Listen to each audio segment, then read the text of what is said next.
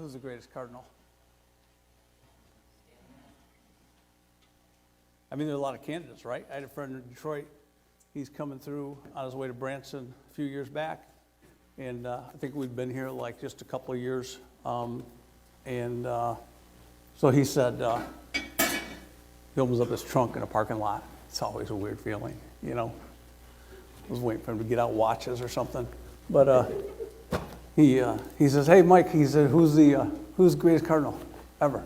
I'm like, I mean, I've been here like 3 years. I don't know, you know. So like on a whim, I go, Stan Musial. He goes, oh, you're right. And he hands me this baseball glove from late 50s, early 60s. It's a Rawlings glove that's got Stan Musial. It's something here. Stan the Man, Stan Musial glove. 3-fingered, not 4. So we know it's a little old. And I'm like, he said, you win. And I'm like, oh, man, I won a baseball glove that I'll never use, but that's really cool, right?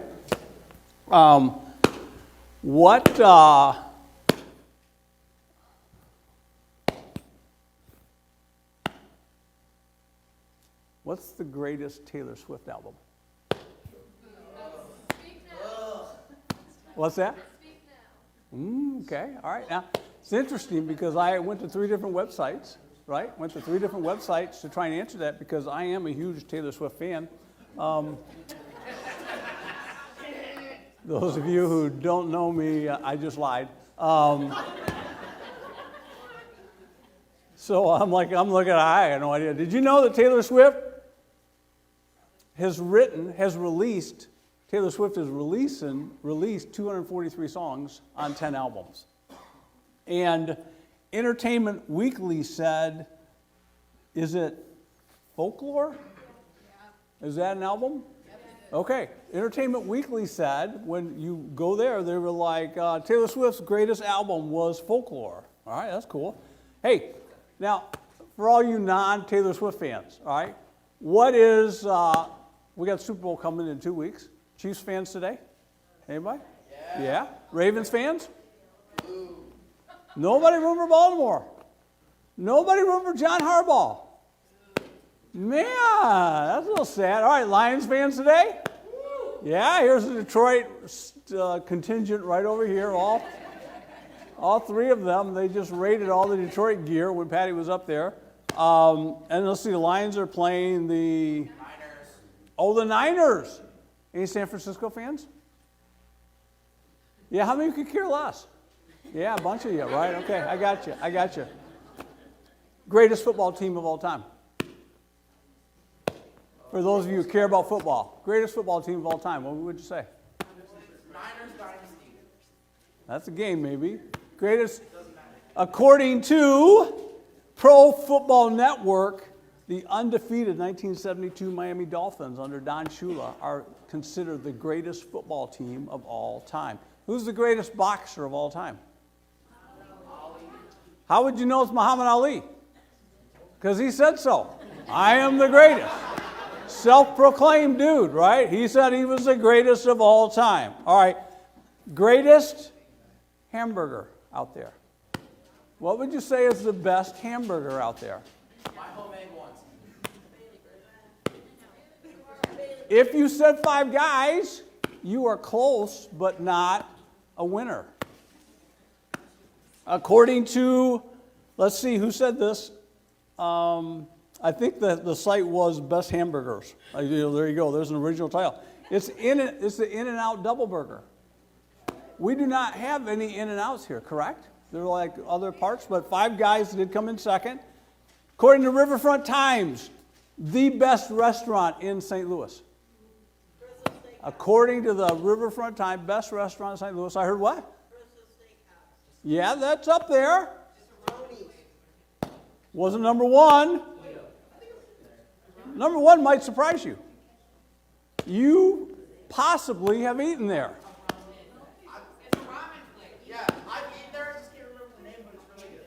According to Riverfront Times, Salt and Smoke was voted the best restaurant in St. Louis. Who's the greatest president of all time? Got a Reagan. This is according to Business Insider. which reported on a 2021 C-SPAN survey of 100 historians, best president of all time, was Abraham Lincoln. Oh, there's a winner right back there. Yes, all right. Okay, that's all good. Greatest Beatles album of all time. Abbey Road was up there. It's not considered the greatest. This is according to Rolling Stone magazine. Revolver is considered their best album of all time. They wrote 213 songs. 188 of them were original with them. They did 25 cover hits. We are a people that I would say generally are consumed with best, most, greatest, top, make America great again. It's right there every day in our face, right? Make America great again. We want to be the greatest, right? May not trickle down to your heart, but I would say by and large, everybody likes to be in the top, be the best, I'm on the winning team, my musician is. If I said the best Taylor Swift song, because she's got 10 albums out, Taylor Swift, I did not know this, has released 243 songs that we know about. Ponder that just for a second. She's done 240 songs herself that have been released. How many more has she written, right? What's the best Taylor Swift song? What's the best Beatles song, right? There's an album which collects them. What's the best one they've ever done, right? When you start looking at that kind of stuff, it's like, how do we know? And we say to you, come into church today, I say, what's the most important thing you can do? What's the most important thing for you? What's the greatest part of you, right? This morning I want to give you a possible answer for you to think about, and it's on this idea of love. If you have a Bible and you were open it to Mark chapter 12, we're going to look at a passage that may or may not be familiar to you. That's okay. But if it is familiar to you, it's a fun one to tear apart. Jim Carrey said these words. Jim Carrey said, I hope everybody could get rich and famous and will have everything they ever dreamed of, so they will know that that's not the answer. A lot of times we would think if I just didn't have to worry about anything, if I just had all the money, if I could just do whatever I want, if I could just have whatever it is you dream of that you think would make you happy. Jim Carrey's up here saying, man, I wish you could have it. Honestly, wish you could have it, so that you would know that in having it, you really wouldn't be happy. That's an interesting thing for him to say, because he's a guy that would know, right? What is it that you think is ultimately going to make you happy? That's a fair question. What is it that's going to get it for you? And Jesus is put to the test in Mark 12, and he sort of asks this same question. Hey, Jesus, what's the most important thing in life? Right? Now, we saw last week that when we talk about love, we're all over the map. Just real quickly. You know, we've got we use the word in tennis, for Pete's sake. We got anywhere from tennis to chocolate to pizza to people to what? I mean, I don't know. If I just said, what do you love? I don't know how you'd answer that. Who do you love? Who loves you, right? When the Greeks, in the day in which the Bible was written, they had 4 different words that meant love, okay? And depending on the context is how you knew exactly what they were talking about. So you've got a love which is used in a sensual desire or just like your appetites or your passions. Some of you, when you enter into relationships, you have what's called the tingles. You know, that kind of fuzzy, floaty thing in your spirit there. It's like, oh, I think I love this person. You don't even know them, but there's something there, and you think it's love, right? Phileo is used for friendship. City of Philadelphia is a city of brotherly love. It's the bond between people that are not blood. Are there not people? Maybe for some of you, you would say, I don't have anybody else I love. And that's fine. I get that. That happens for people. Some of you might say, though, there are people outside my family I care deeply about. I really genuinely care what happens to them.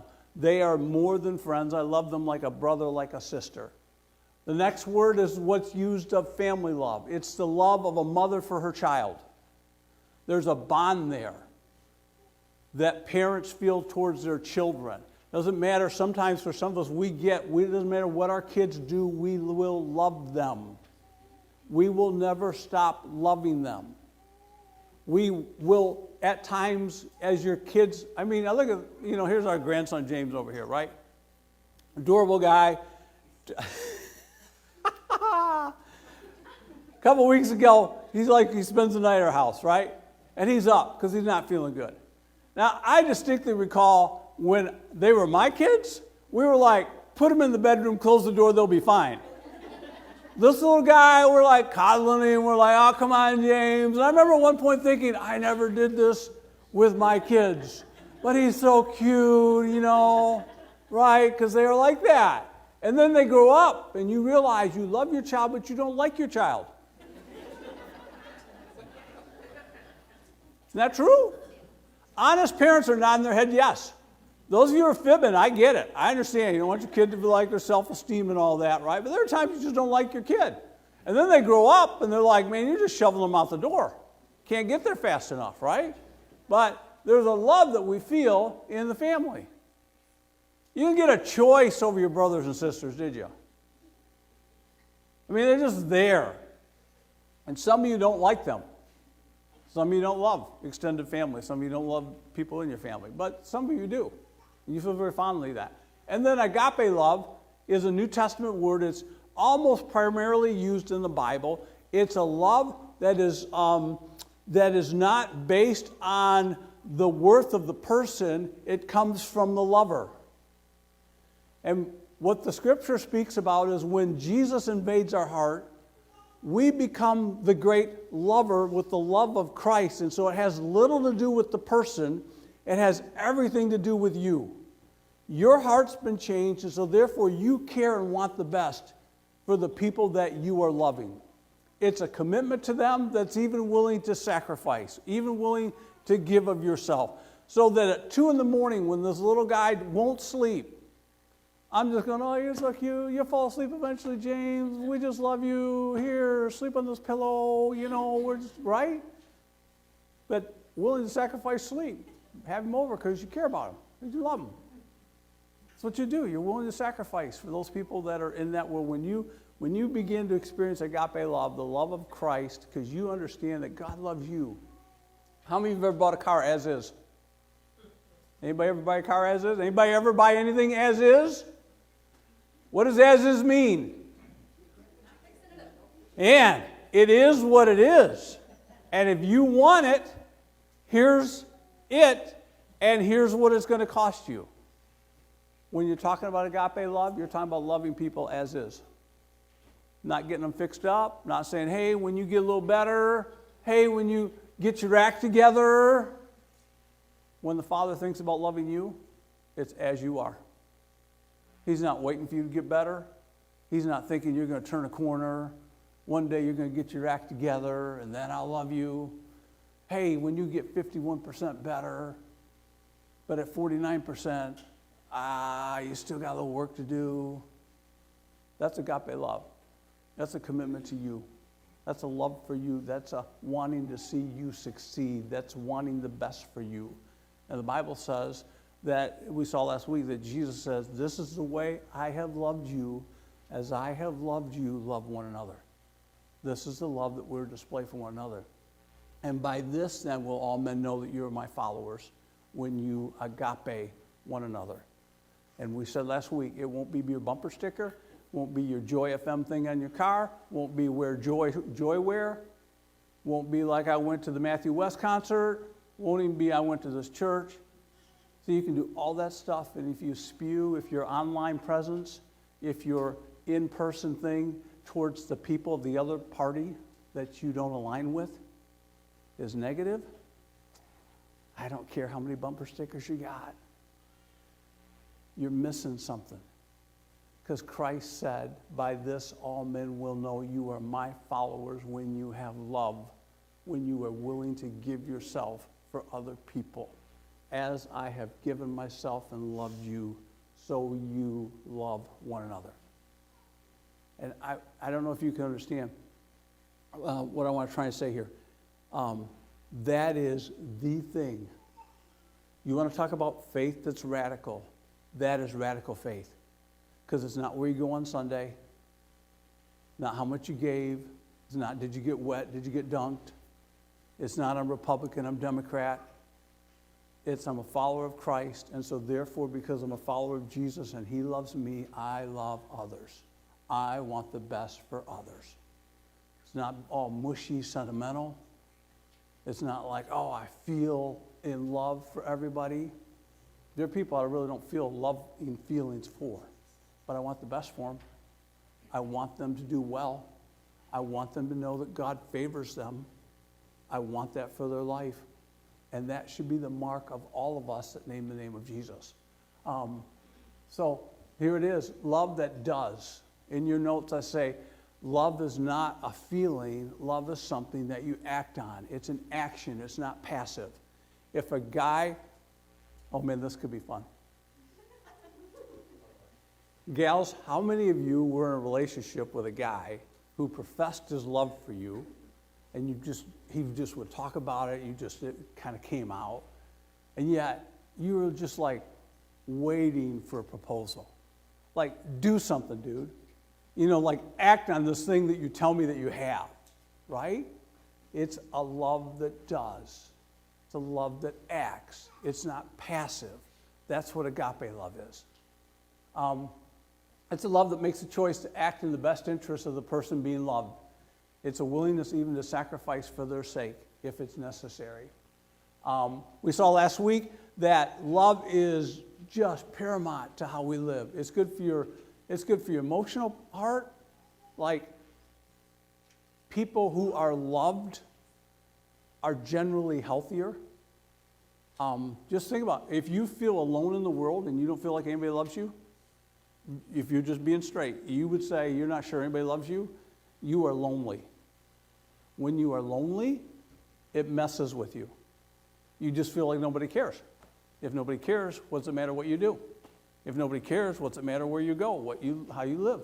Doesn't really matter, right? Because nobody cares. And some, maybe in this room or online, you know what it's like to have that feeling like nobody cares. Well, it doesn't matter. If you love somebody, that's a step in the positive direction because you feel like there's a connection you have to someone that you genuinely care about, even if they may not care about you back. But that's really rare, isn't it? If you feel that way about somebody, they probably feel that same way back towards you. It just helps you physically. People that have nurturing, healthy relationships tend to be less sick. It helps your heart, your physical heart. It helps just your immune system. There's just a lot of benefits. You feel like you're just connected to something bigger in the world when you love or when you feel loved, okay? So it's a big deal. It's not just like, oh, it's just kind of nice to have. It actually affects you physically, emotionally, and spiritually. So what I want to do today is look at this passage in Mark chapter 12. If you have a Bible, love to have you turn there or your app. Love to have you join me in this so you can just sort of see for yourself. One of the reasons that I teach from the Bible is so that if you go back to a passage, you can see and say, all right, we talked about it. You can go back and actually do your own research if you want. It doesn't bother me in the least. People go, oh, I went and studied that. Did you know it also says this? And I may go, oh, yeah, or maybe not, right? In Mark chapter 12, I'm calling this finals day for Jesus. Anybody like finals tests? I hated them. Did not care for them at all. But what you have in this passage are 3 test questions that the test givers give to Jesus with the idea of trying to trip him up. Mark chapter 12, beginning verse 13, later they sent some of the Pharisees and Herodians. Later, after they had given Jesus some questions, and then he answered them, and they didn't like the way he answered them, but they didn't want it. They couldn't. The people loved Jesus. And so they're like, oh, what are we going to do? The people love him. We can't stand him, right? So they're going to go, oh, let's come up with this, let's try and trap him. Let's try and trick him, right? So the Pharisees were, this is just a picture of who knows who's what, right? But generally speaking in the Bible, the Pharisees were the conservatives. They believed in the whole of the Old Testament. The Pharisees believed in the resurrection of the body. The Pharisees looked forward to a coming Messiah. The Pharisees believed that God, Jehovah God, was He. They were generally respectable. In our day and age, they were seen as hypocrites. And we'd throw that word, you're just being a Pharisee. You're just being a legalist. But in a lot of these guys in Jesus' day, if your daughter came home and wanted to get married to a Pharisee, that didn't bother you so much because they weren't that bad. They were pretty knowledgeable, respected people in the community. But they're out there and they don't like Jesus because Jesus is reminding them that it's a heart thing, not a whole bunch of what are the things that we're supposed to keep and do. The Sadducees were a group of people that only believed in the first 5 books of the Old Testament, did not believe in a resurrection. So they thought once you lived and died, that was it. Your party was over, okay? They were more liberal in their looking at the Old Testament law and what you could do and what you couldn't. The Pharisees were much more strict about it. We're going to see in a moment that they took what Israel managed to do is what humans have done for years, and I get it, right? They took 10 commandments and made 600 out of them. That just boggles my mind, right? Like, how do you get there? God gave us 10, and you've extrapolated them out, but that's what they do, right? We read here that the Herodians, later some of the Pharisees and the Herodians, those were people that were partial to Herod. They wanted Rome to rule. Rome did good things, paved roads, the money of Rome was okay.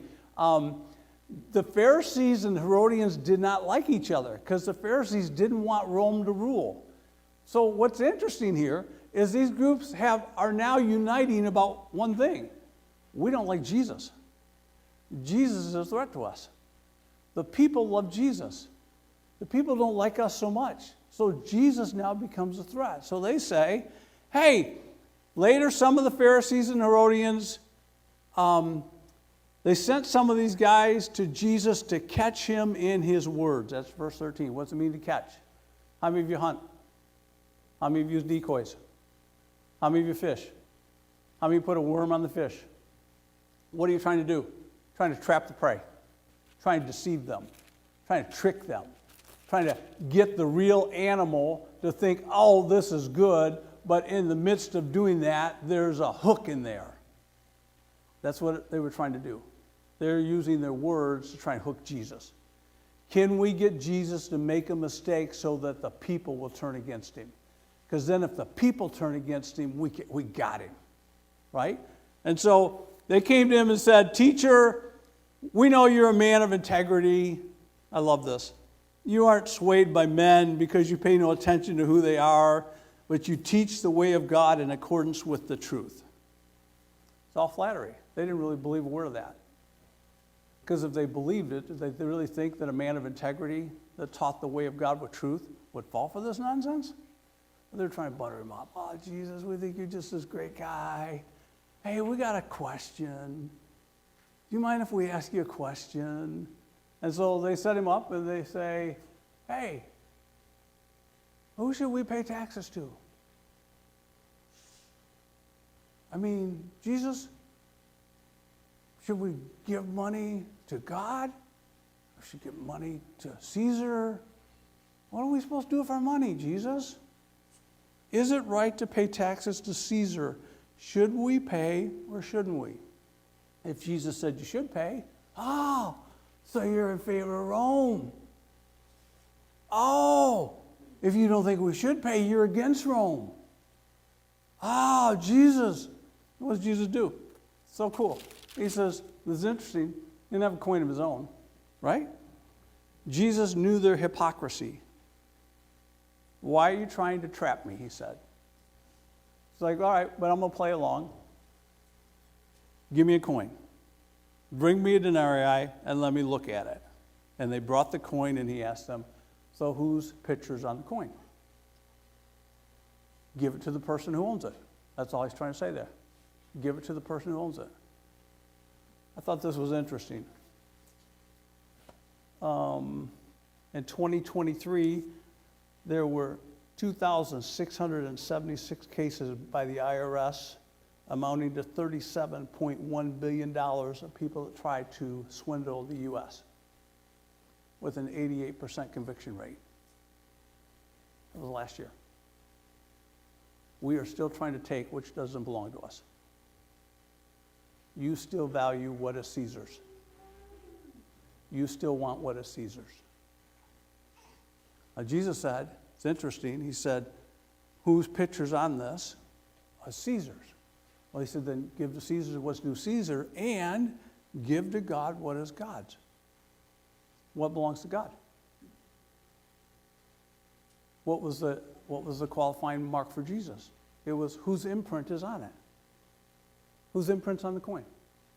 Whose imprint's on the dollar bill? It's not yours, is it? No, doesn't belong to you then. Whose imprint's on your heart? That's what you've got to wrestle with. Do you belong to Caesar, or do you belong to God? Whose image is on you? And all he's saying is, man, give back to God what belongs to God. Give to the government what's theirs. And if you can keep that separation, your life will go well.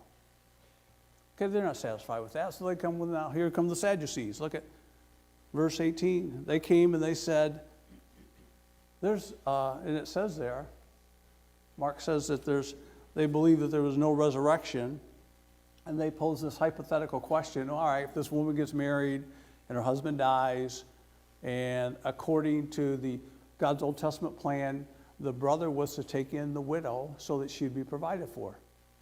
So this happens 6, 7 times in the resurrection. Whose wife will she be? And Jesus says, are you not in error? Look at verse 24. Because you don't know the scriptures. You don't know the power of God. When the dead rise, Jesus is affirming a resurrection. That's all I want you to think about. If you think all you do is go on the ground and there's no afterlife, that's fine. You're not alone in that. There are a lot of people who believe that. When Jesus was asked, he said, there is a resurrection. There's coming a resurrection. Your days here on earth are not all there are. And if that be the case, then how do you prepare yourself for that? So he says, I love what he says, when they go on down and God said to Abraham, I am the God of Abraham, I am the God of Isaac, I am the God of Jacob.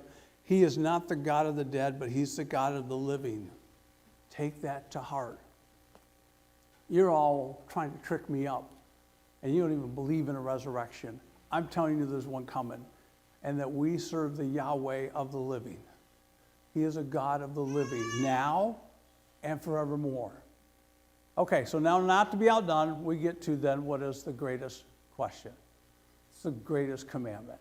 Said to you there was 10, extrapolated out to 613 of these puppies. 365 of them said, don't do this. 248 of them said, do this. They had big sin, little sin. There are denominations today with big sins, little sins. Although all sins are the same, but some are weightier, heavier than others. Jesus, out of all the Taylor Swift songs she's ever written, which is the best? It's 200 of them, Jesus, which is the best? 600 of these things, Jesus, what's the best? What's the greatest commandment? He said, most important one is that you said, quoting Deuteronomy, Hear, O Israel, the Lord our God, the Lord is one. Love the Lord your God with all your heart, and with all your soul, and with all your mind, and with all your strength. And the second is this, that you would love your neighbor as yourself. I want to remind you of this. Your love for Jesus is the thing that separates religion from a relationship. Jesus said we're to love the Lord our God. Which is the greatest thing we should do? Of all these things that we should do or not do, Jesus. And he said, you want to know what's most important? You want to be genuine? You want to be real? I'm going to tell you, the most real thing you can do is love the Lord your God. Love the Lord your God.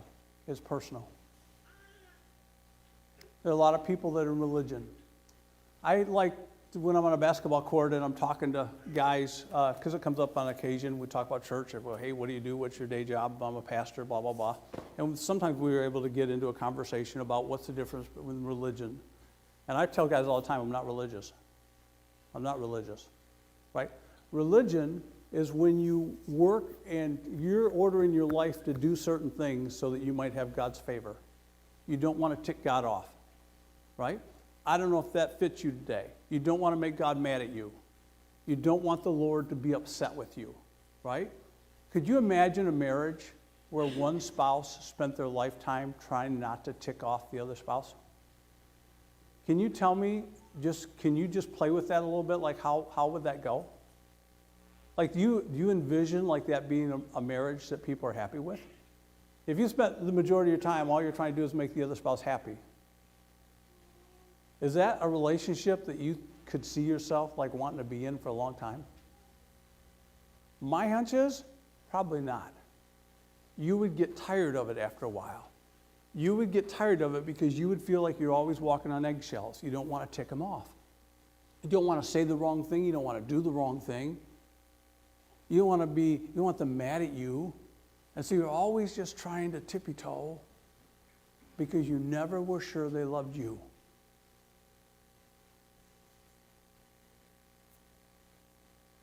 I don't know about you. I talk to people that are in and feel that. And it's never good. They are never communicating to me like, oh, you should see this marriage I'm in.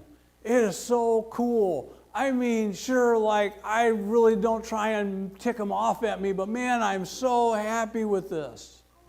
Never, ever do I talk to people like that. But you show me a relationship that's based on love and trust, where they genuinely feel cared for, they know they have their back, they feel valued, they feel their worth as a person has been validated by their spouse. You show me a relationship like that, I will show you a happy couple every day, all day long. It's the way God wired us to love and to be loved. So religion looks like this. You're walking on eggshells. You're trying not to tick off God. You don't want him mad at you. You don't want to say the wrong thing. Oh, I said a swear word. Whatever it is for you that think, well, God will be mad with you. As opposed to a loving relationship where there's a father that loves you as a son or daughter, that wants the best for you and weeps over you. And the Old Testament prophet says he sings over you. He rejoices in you. He's on your side. You guys are going to cheer for teams today. And I promise you, you don't know one of the athletes. You don't know them. But you're going to root your little heart out for them.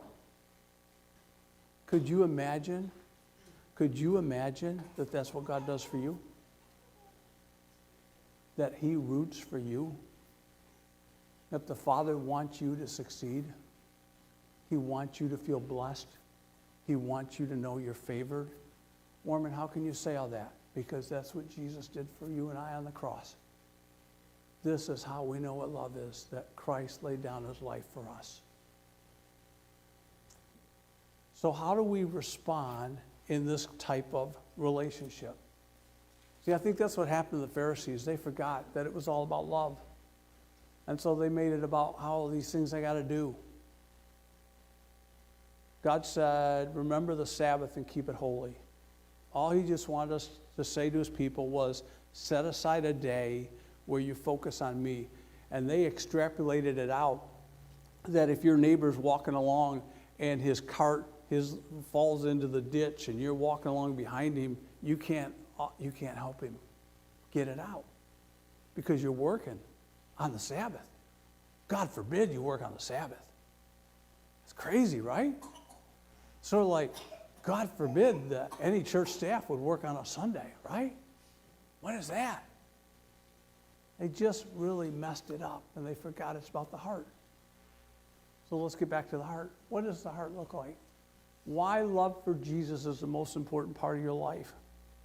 Or, if I tried to say it another way, how do we express this love that we have for the Lord? I'll give you two things. I just want you to think about two things walking out of here. I want to put them in the context of the relationships you know. Tell me what it looks like in your words, thumbs up, thumbs down, if a father's love for his son is conditioned on the son making the bed, doing the chores, getting A's, being a great athlete, being super conscientious. Like, if the son does all this stuff, the father approves. If the son fails, the father withholds love. You want to be a part of that? Anybody? You're crazy if you do. Absolutely crazy if you do. Right? What makes a father-son relationship work that you want to be a part of? It's the same thing in my relationship with the Lord. I want to be with my dad. I want to spend time with. It's not a chore to spend time with him. I think about what he wants. I'm conscious that I know that if I were to take these actions, it might displease him. Well, what does that mean? Are we always just going around trying to please our parents? No, but wouldn't you say that as we grow and we mature, wouldn't you say that as you grow up and you mature, as your kids grow up and mature, you want them to develop an other's mindset on their own? So when they're little, here's what you do. Hey, tell Grandma to say thank you. Come on. Hey, did you call Grandpa? Say thank you. You remind them, you goad them. Don't you want them to come to a spot where they're just cognizant and say, hey, thanks. Hey, I'm mindful. Do you want your marriage to be like that? Do you want to send notes to your spouse all the time? You got to check up on your spouse because you're not sure where they're going? Thumbs up relationship? Or do you want one that's based on love, trust, grace? That's what it is with the Father. I wrote down here that I think the most important, what love looks like in my relationship with Jesus is that I make Jesus a priority. I keep him central in my life. I'm willing to talk to him. I set aside time for him to talk to me by being in the scriptures and letting him speak to me. I wrote down that I trust him in times of difficulty. When hard things come into life, I'm willing to trust that my Father knows and sees things that I don't see. You give your kids everything they want, everything they ask for? If anyone here says, I give my kids everything they ask for, will you come see me afterwards? Because I got to name a good counselor for you. Because you're going to need it. You're absolutely going to need it. Because you're raising a brat. And I mean, I'm lovingly saying that to you. There's no malice there whatsoever. You're raising someone that is going to be messed up. Because there's going to come to a spot in school where the teacher's not going to give them what they want. They're going to get on a job, and the boss isn't going to give them what they want. They're going to want that raise. And the boss is going to say no. And you've raised a monster. Says, wait a minute. My whole life, I've gotten everything I wanted. Doesn't work that way, does it? Right? Why do you withhold sometimes good things from your kids? Why do you sometimes tell your kids no? Because wouldn't it be fair to say, moms and dads, grandmas and grandpas, that you know a little bit more than your kid? Isn't that fair? Absolutely. All day, every day. So sometimes in my living life, the Father says no. And I stomp my feet and I pitch a fit because I know best. God, part of maturing is learning to trust him when difficulties come and I don't get what I want, that he still knows what's best. I can get there on this level. I need to get there on the level with my walk with God. Being generous, learning to be gracious, learning to respond to people with kindness, learning to give people favor that they didn't earn and probably may not deserve. But you do so because the Spirit of God has worked in you and changed your heart. You understand you've received favor. You get that God has been generous with you, so therefore you can be generous with others. Here's the second thing. Why is love for Jesus the most important part of my life? How do I express it? I say I just make Jesus a priority. He becomes my focal point. He becomes the center of my life of which the other things revolve around. Here's the second thing. This is the only other thing I want to leave you with then. That I then begin to love people like Jesus loves people. Jesus said you love the Lord your God with all your heart, your soul, your mind, your strength. And the second commandment is like it, that you would love your neighbor as yourself. And that's the toughest part for us. Next week we'll look at who's my neighbor. I don't want to go there right now. Today I just want to plant the seed. That as I'm out and about living life and interacting with people, my response to them, how I treat them, words I use, attitudes I convey, especially those that are not part of my tribe. I can like Chiefs fans. I can. I like the Chiefs, right? But pick another team that maybe I'm not a fan of. How do I treat them? They're not part of my tribe. Came across a really cool story. The guy's name, I'm just going to use his first name. His name is Barry. He's out of Louisville, Kentucky. Barry was at a fundraising dinner for a school that works with children that are physically challenged. Okay? And Barry is the father of one of the school's students. So his son is physically challenged. And he was offered to say something to the staff, to the people at this banquet. And so he tells the story. He gets up, introduces himself, introduces his son. He said this. He said, everything God does is done with perfection. Yet my son Shay cannot learn things as other children do. He cannot understand things as other children do. He said, so where is God's plan of perfection reflected in my son? And he paused. And how people think about that for a second. If God's plan is perfect and my child is imperfect, where is God's plan reflected in my child? And then Barry, he continued, he said, I believe that when God brings a child like Shay into the world, an opportunity to realize the divine plan presents itself, and it comes in the way people treat that child. And then he told a story. He said he and his son had walked past a park where some boys were playing baseball. Shay said, do you think, Dad, they will let me play? Shay's father knew that most boys would not want him on their team, but the father understood that if his son were allowed to play, it would give him a much-needed sense of belonging.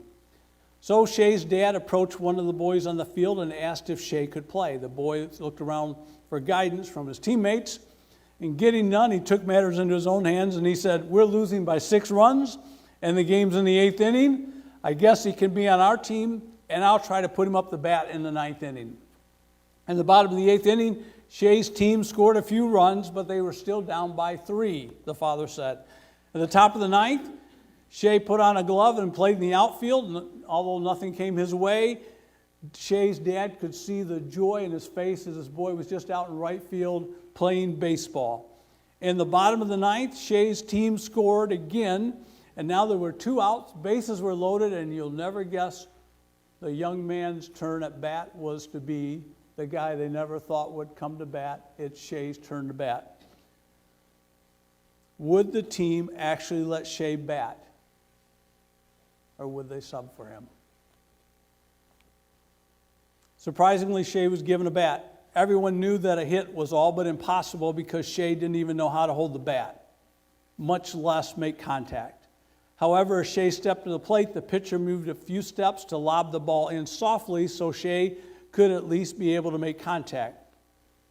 First pitch lobbed in, Shea swung and missed. Moved a couple steps closer, lobbed in, Shea swung and missed. He's now down 0-2 in the count. As the third pitch was literally lobbed in, Shea makes contact. Boom, puts the bat on the ball and knocks it just a foot past the pitcher, who quickly retrieves it and now is faced with a decision. What's he going to do? And the pitcher takes and wings the ball into right field. Everybody in the stands and on the team are yelling at Shea, "Shea, run to first, run to first." Never in his life had Shea ever run to first. Gets to first. "Shea, go to second. Go to second." The young man takes off, and as you can guess, he gets all the way down, rounds third, and is coming in towards home when the right fielder takes it and wings it out of bounds. As Shea scored the winning run, everybody jumped up and hugged him. Just, in fact, the story goes, according to Dad, lifted him on shoulders. That day, the father says, the boys from both teams helped bring a piece of the divine plan into this world. They didn't have to do that. They didn't have to do that. I think that's what it's like when we're called to love other people. Because we've been loved. The greatest of these is this, to love. It's to care about other people. It's to make Christ a priority. You can't do that if you're focused on yourself. You can't really love your family like you want to if you're focused on yourself. Because you'll be reminded of your hurts, your inadequacies, your failings. But when we allow Christ to love us, forgive us, challenge us, stretch us, then we can view others differently. Team's coming up. As they come,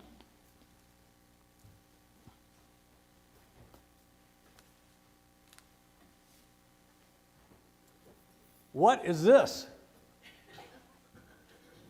If you said copper pipe, you are 100% correct. But it's not just any copper pipe. This is the copper pipe that came out of a particular basement. This copper pipe came out of our basement.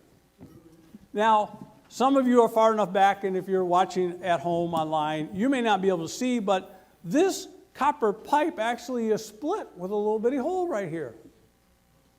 Who would have thunk that water could burst a copper pipe? But a week ago, Monday, we found out that it absolutely can. We go downstairs because Patty heard something, because I'm deaf. But Patty heard what sounded like the shower in the basement, but being the bright woman she is, concluded we have nobody in the basement. There's no reason for the shower to be on the basement. We should go check this out. That little bitty slit right there. That little bitty thing. That's crazy. And we go downstairs, and you know you're in trouble when, like, I don't know, like 45, 50 steps from the pipe, you're walking in water. And I mean, not just, I mean, we're like, I got my shoes on and we're splashing. And I'm going, this probably isn't good. Not genius, but I'm going, this isn't good. What could possibly have happened? And my plumber guy came in and he just like, oh yeah, here's your problem. You got a hole in the pipe. Like, wow. And a mess to go with that hole in the pipe. I thought this. What if you're out and about this week and the love of God is just flowing through you and going down a channel, and what if it were just a burst out of you? What if the love of Christ were to burst out of you? You know what would happen? I'm being honest, as someone who's lived through this, you would make a mess. You would make a mess. Could you imagine if the love of Christ just burst out of you at work? Could you imagine if the love of Christ were to burst out of you in your neighborhood? Could you imagine if the love of Christ were to burst out of you in your family? I mean, you get how we're supposed to be all neat and tidy. What if it were just to expand? Just start spilling over. I think that's what Jesus meant when he said, you want to know what the most important thing in life is? Love the Lord your God with all your heart, soul, mind, strength, everything about you. Let him be your focal point. Let Jesus drive and direct your decisions. Love him. Oh, and then love the person you're going to encounter this week just the way you love yourself. Let the love of Christ flow through you, burst out of you, spill over. We have to redo part of our basement. There's change coming because of a burst pipe. I'm dumb enough to believe that if the love of Christ flowed out of us, there would be change coming. People's lives would be touched and changed and different because of Jesus. That's what we get to do.